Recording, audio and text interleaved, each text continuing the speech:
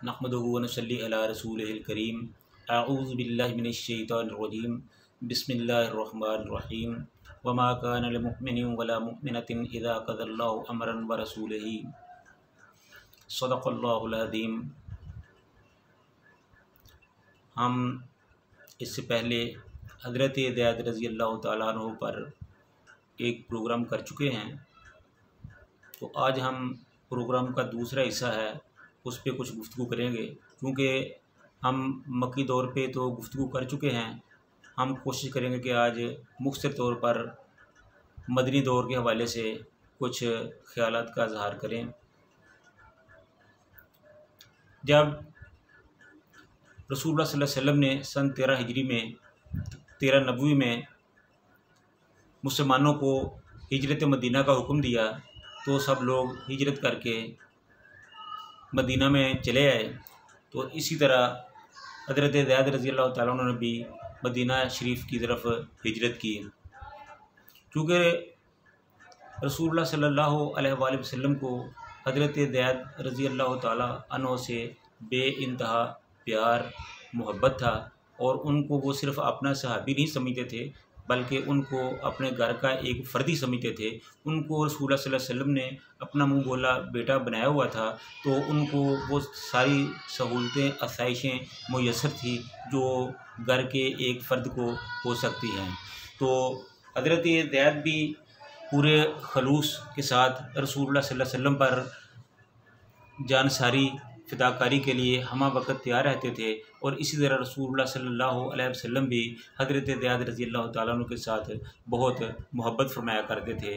और इसी तरह अगर ज़ैद रज़ी अल्लाह तआला अन्हु किसी काम के सिलसिले में बाहर चले जाते या उनको काम के हवाले से कहीं बाहर चंद दिनों के लिए जाना पड़ता, तो पीछे रसूलुल्लाह सल्लल्लाहु अलैहि वसल्लम हज़रत ज़ैद के बगैर उदास हो जाते। और फिर जब हज़रत ज़ैद रज़ी अल्लाह तआला अन्हु वापस आते तो रसूलुल्लाह सल्लल्लाहु अलैहि वसल्लम उनके आने पर बड़ी खुशी मुसर्रत का इजहार फरमाते। तो इस तरह वक्त गुज़रता गया। जब हज़रत ज़ैद रज़ी अल्लाह तआला अन्हु ने मदीने की तरफ हिजरत की, तो हज़रत आयशा रज़ी अल्लाह तआला अन्हा फरमाती हैं कि रसूलुल्लाह सल्लल्लाहु अलैहि वसल्लम उस दिन मेरे पास बैठे थे, तशरीफ़ फरमा थे, कि उनको पता चला कि ज़ैद आए हैं। तो उस वक़्त चूँकि रसूलुल्लाह सल्लल्लाहु अलैहि वसल्लम मुख्तसर लिबास में थे, उन्होंने सिर्फ तहबंद बांधा हुआ था, तो बाहर दरवाज़ा खटका, तो आप सल्लल्लाहु अलैहि वसल्लम उठे और अपने तहबंद को सवारते हुए दरवाज़े की तरफ लपके। जब दरवाज़ा खोला तो आगे ज़ैद थे, तो उन्होंने ज़ैद को अपने गले लगाया, उनका बोसा लिया और उनको बाजू से पकड़कर अंदर ले आए और अपने साथ बिठाया और प्यार मोहब्बत की बातें की, और इस तरह एक नई ज़िंदगी का आगाज़ हुआ। तो उसके बाद मदीना में गज़वा बदर का वाक़या पेश आया, गज़वा उहद हुआ, खंदक हुआ, खैबर हुआ। ये ग़ज़वे के बहुत से इस तरह के वाक़यात हुए। हज़रत ज़ैद रज़ी अल्लाह तआला अन्हु इन तमाम ग़ज़वात में बड़ी बहादुरी, जाँफ़शानी, जवामर्दी से लड़े और इस्लाम के लिए अपना सब कुछ कुर्बान करने के लिए हमा वक़्त तैयार रहे। तो वक़्त गुज़र रहा था, तो इसी तरह रसूलुल्लाह सल्लल्लाहु अलैहि वसल्लम ने जब मक्का वालों से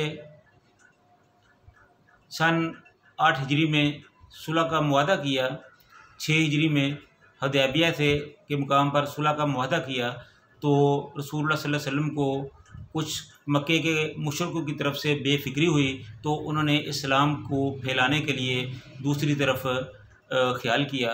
तो उन्होंने अपने नुमाइंदों को, कास्तों को दुनिया के दीगर हुक्मरानों की तरफ भेजा। तो इसी तरह हज़रत रसूलुल्लाह सल्लल्लाहु अलैहि वसल्लम ने अपना एक सफ़ीर उमैर अज़दी रज़ी अल्लाह तआला अन्हु को बसरा के हुक्मरान की तरफ भेजा कि जाओ उन्हें इस्लाम की दावत दो और हमारा पैगाम पहुँचाओ। तो रसूलुल्लाह सल्लल्लाहु अलैहि वसल्लम के कासिद जब बल्काना में रियासत पहुँचे, वो अरबों की सरहद के साथ ही थी, जो उस वक़्त वो रूम के ज़ेर कंट्रोल थी। वहाँ गस्सानी लोग जो थे वो हुक्मरान थे। तो उन्होंने हज़रत उमैर अज़दी को पकड़ा, उन पर तशद्दुद किया और उनको शहीद कर दिया। जब रसूलुल्लाह सल्लल्लाहु अलैहि वसल्लम को इन हालात का पता चला तो रसूलुल्लाह सल्लल्लाहु अलैहि वसल्लम को बड़ी तकलीफ़ हुई। तो उन्होंने कहा कि हम इस चीज़ का इंतकाम लेंगे। तो रसूलुल्लाह सल्लल्लाहु अलैहि वसल्लम ने एक लश्कर तैयार किया तो उनकी तरफ भेजा। तो वो लश्कर हज़रत ज़ैद बिन हारिसा रज़ियल्लाहु ताला अन्हु की क़यादत में रवाना किया गया और साथ ही रसूलुल्लाह सल्लल्लाहु अलैहि वसल्लम ने ये फरमाया कि पहले इस लश्कर की क़यादत हज़रत ज़ैद करेंगे, अगर उनके बाद ज़रूरत पड़ी तो फिर हज़रत जाफ़र बिन तियार लश्कर की क़यादत करेंगे, अगर उसके बाद फिर ज़रूरत पड़ी तो फिर अब्दुल्ला बिन रवाहा होंगे जो अंसारी सहाबी हैं, वो लश्कर की क़यादत करेंगे और उसके बाद मुसलमान जिसे चाहें अपना अमीर बना लें। तो इस तरह ये एक किस्म का इशारा था कि ये तीनों सहाबी जो हैं इनको ये इस जंग में शहीद कर दिए जाएंगे। तो अल्लाह के रसूल सल्लल्लाहु अलैहि वसल्लम ने हज़रत ज़ुबैर रज़ियल्लाहु ताला अन्हु को इस लश्कर का अमीर बना के भेजा। जब ये लश्कर मूता के मकाम पर पहुंचा, मूता आजकल उर्दन में वाक़या है, तो जब ये इस मुकाम पर पहुंचा तो उस वक़्त वहाँ अजीबो-गरीब किस्म के जो हालात थे वो पेश आए। रूमियों को चूँकि पता चल चुका था कि मुसलमानों ने एक जमीयत जो है वो हमारे साथ लड़ने के लिए भेजी है, तो उन्होंने पेशबंदी के तौर पर 1 लाख की तादाद में अपने सिपाहियों को उधर इस मुकाम पर भेज दिया और उसके साथ साथ जो गस्सानी हुक्मरान थे उन्होंने भी अपने तौर पर 1 लाख फ़ौजियों को जमा किया हुआ था। इस तरह कुफ़ार की 2 लाख अफ़वाज जमा कर ली गई मुसलमानों का मुकाबला करने के लिए, जबकि इसके मुकाबले में मुसलमानों के पास सिर्फ 3000 का लश्कर था और ये कोई मुकाबले की तो बात है नहीं। फिर ये मुसलमान अपने वतन से बहुत दूर और खाने पीने की अशिया की भी किल्लत और उसके बाद हथियारों तीर तलवार नेज़ा और दीगर साजो सामान की भी इंतहाई किल्लत थी। लेकिन दूसरी तरफ 2 बड़ी फ़ौजी क़ुव्वतें मुसलमानों के सामने थीं। तो जब ये सारी सूरत देखी तो मुसलमान कुछ तरद्दुद का शिकार हुए कि हमें रसूलुल्लाह सल्लल्लाहु अलैहि वसल्लम को इस चीज़ की इत्तला देनी चाहिए और मज़ीद कमक तलब करनी चाहिए।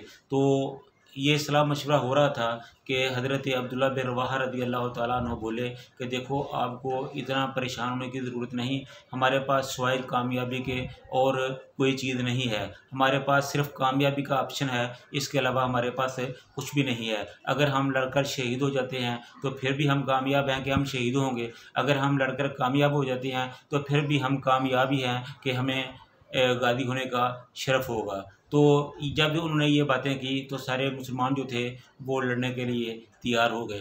तो इस तरह दोनों लश्कर आमने सामने आए, उनका मुकाबला हुआ और बहुत खूनरेज़ किस्म की जंग हुई। अभी मुसलमानों के पास सिर्फ 3000 का लश्कर था, जबकि काफ़िरों को 2 लाख अफ़वाज की हमायत हासिल थी। तो इस तरह मुसलमानों ने बड़ी बेजिगरी, बड़ी बहादुरी, बड़ी जाँफ़शानी के साथ काफ़िरों का मुकाबला किया। हज़रत ज़ुबैर, हज़रत ज़ैद रज़ियल्लाहु ताला अन्हु ने लश्कर के अमीर होने के हवाले से बहुत बहादुरी के साथ लड़े और ऐसे ऐसे बहादुरी के जौहर दिखाए कि आदमी उनके कारनामे सुनकर दंग रह जाता है।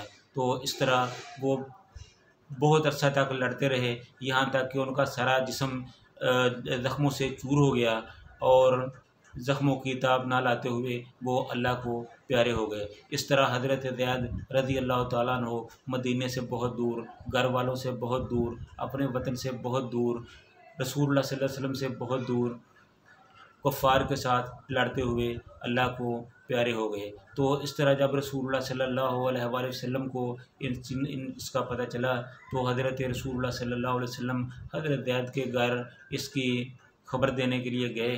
तो जब उन्होंने ये बताया तो हज़रत ज़ैद रज़ियल्लाहु ताला अन्हु की जो छोटी बच्चियाँ थीं वो रसूलुल्लाह सल्लल्लाहु अलैहि वसल्लम के साथ लिपट कर रो रही थी, बिलक बिलक कर रो रही थी। तो इस सूरत हाल को देखकर रसूलुल्लाह सल्लल्लाहु अलैहि वसल्लम भी ख़ुद भी बड़े परेशान हुए, तो उनकी भी आंखों में आंसू आ गए।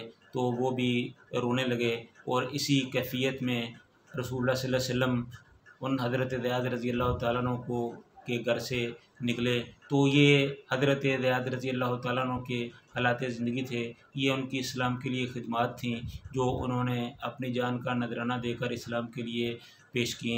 अल्लाह ताला से दुआ है कि अल्लाह ताला हज़रत ज़ियाद रज़ी अल्लाह तआला अन्हु को उनकी खिदमात के सबब आला इल्लिय्यीन में जगह अता फ़रमाए और हमें उनके नक्शे कदम पर चलने की तौफ़ीक़ अता फ़रमाए। व आखिरु दावाना अनिल हम्दुलिल्लाहि रब्बिल आलमीन।